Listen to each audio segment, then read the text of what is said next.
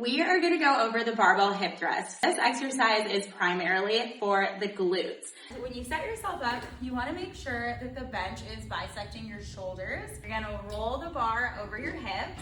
You're going to bring your feet about hip width distance apart. I'm going to go over that a little bit better once we get up to the finished position, because you want to be checking that your heels are below your knees or slightly in front. Once you have your feet hip width distance apart, nice and stable on the floor, you're going to bring your hands onto the bar and take a deep breath in.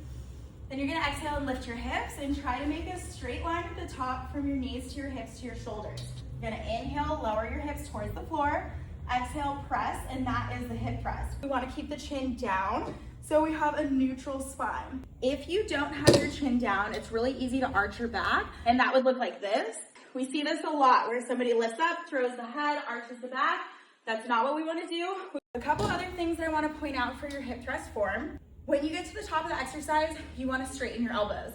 What that's going to do is keep the bar right above your hip points.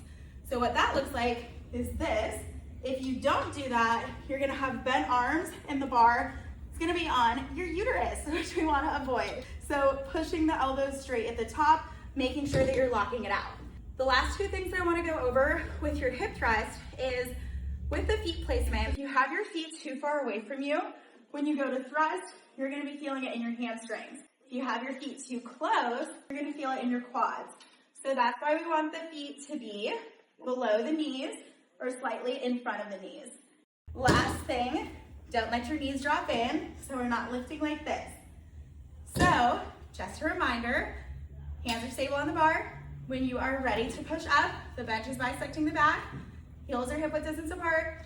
Exhale, lift, knees, hips, shoulders in a straight line, chin staying down.